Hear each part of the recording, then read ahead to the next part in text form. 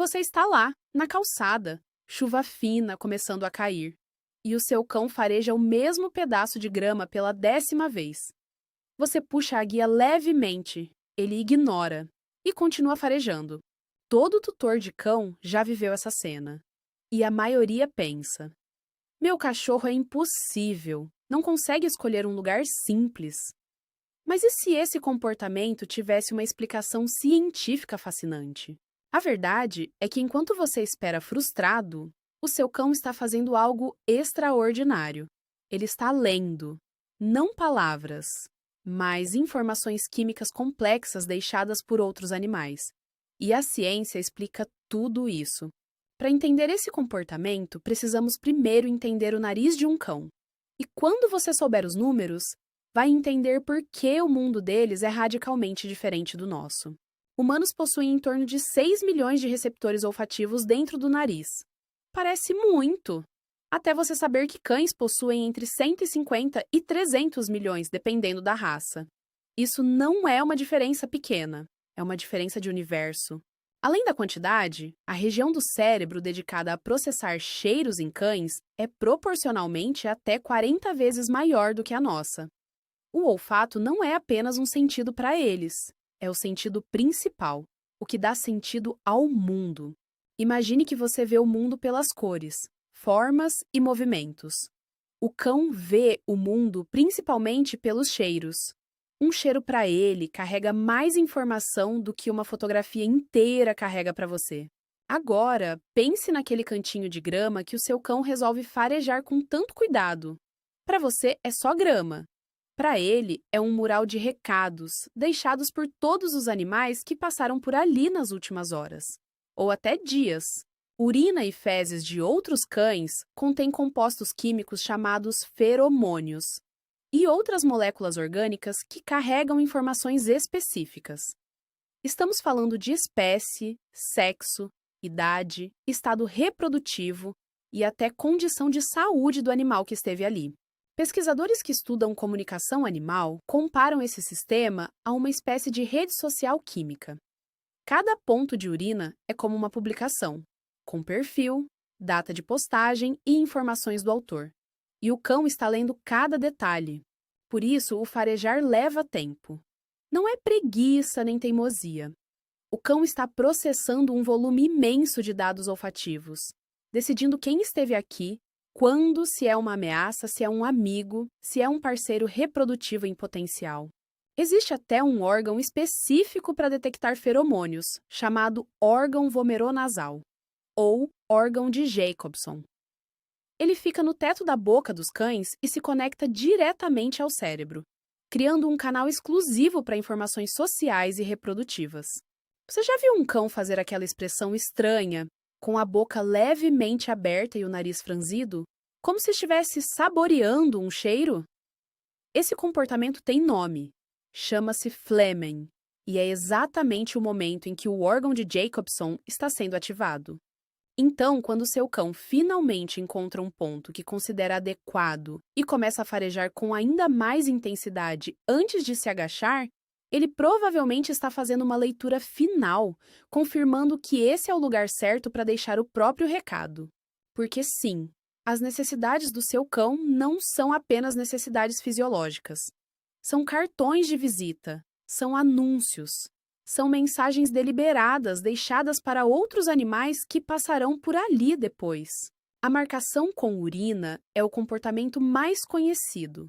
Cães machos, especialmente, levantam a pata propositalmente em pontos elevados, postes, árvores, arbustos, porque cheiros em locais mais altos se dispersam mais longe e duram mais tempo. E as fêmeas também marcam, com menos frequência e em posições diferentes, mas com a mesma intenção comunicativa.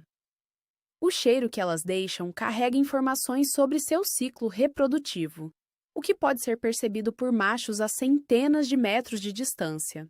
Já as fezes têm um papel ainda mais complexo.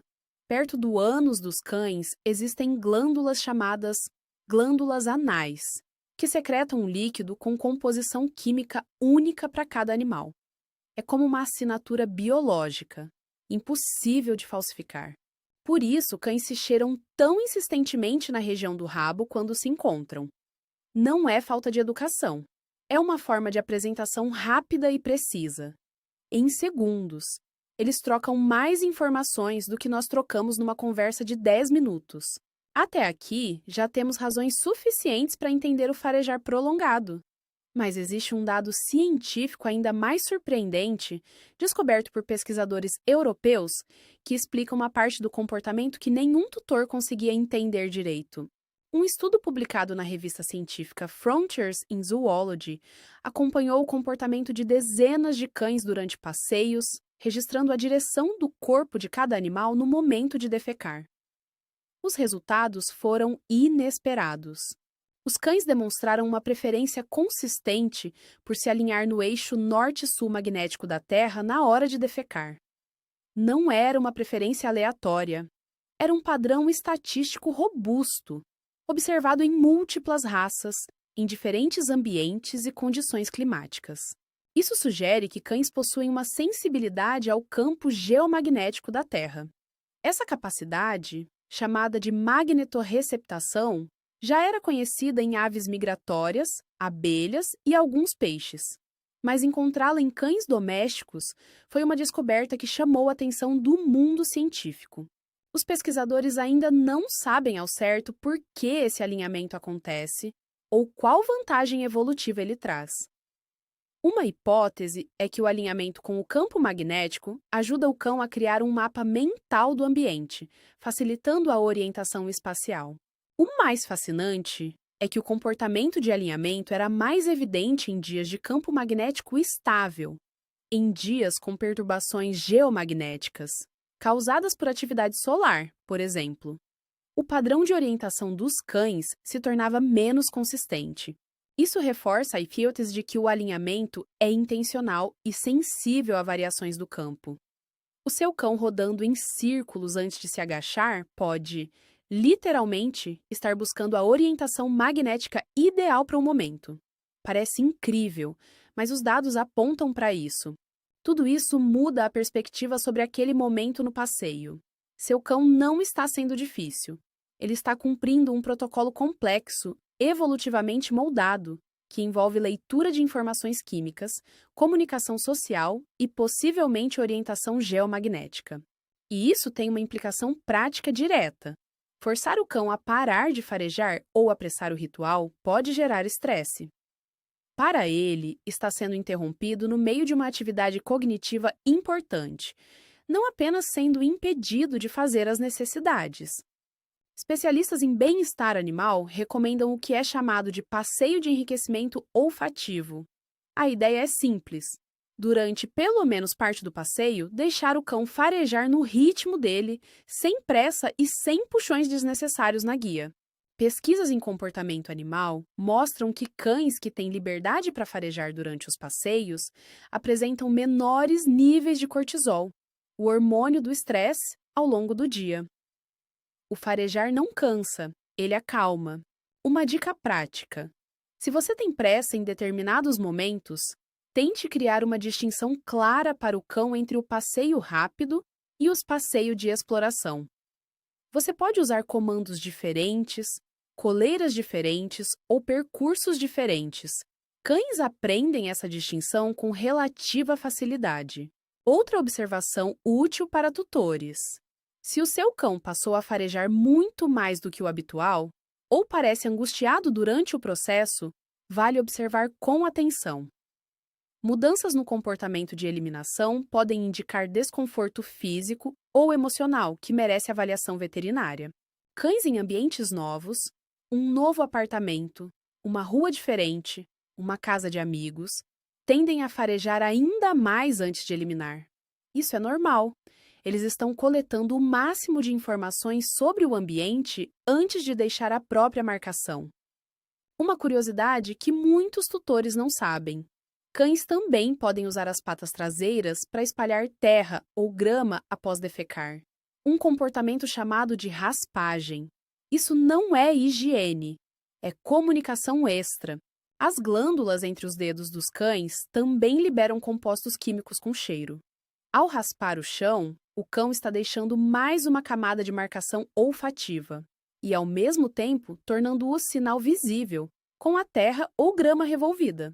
É marcação dupla. E sabe aquele comportamento de dar voltas em círculos antes de se deitar ou de se agachar? Além do alinhamento magnético que já falamos, pesquisadores acreditam que esse giro também serve para verificar visualmente o entorno. Um resquício do instinto ancestral de verificar se há predadores ou ameaças nas proximidades. Esses comportamentos todos são heranças dos ancestrais selvagens dos cães domésticos. A domesticação mudou muitas coisas, mas não apagou esses protocolos profundamente enraizados no sistema nervoso. Seu cão de estimação ainda carrega no nariz e no cérebro o software de um explorador. Então, da próxima vez que você estiver na calçada, esperando o seu cão terminar o ritual de farejar, lembre-se, aquele nariz está processando um mundo que você não consegue nem imaginar. Ele está lendo, comunicando e se orientando de formas que a ciência ainda está aprendendo a compreender. O seu cão não está sendo difícil. Ele está sendo completamente, profundamente, magnificamente cão. E entender isso, ter empatia com a natureza do animal que divide a sua casa, é um dos maiores presentes que você pode oferecer para ele. Se você gostou de aprender sobre o mundo olfativo dos cães, deixa o like aqui no vídeo. Isso ajuda muito o canal a crescer. E se inscreva para não perder os próximos vídeos sobre comportamento e bem-estar de cães e gatos. A gente se vê na próxima semana.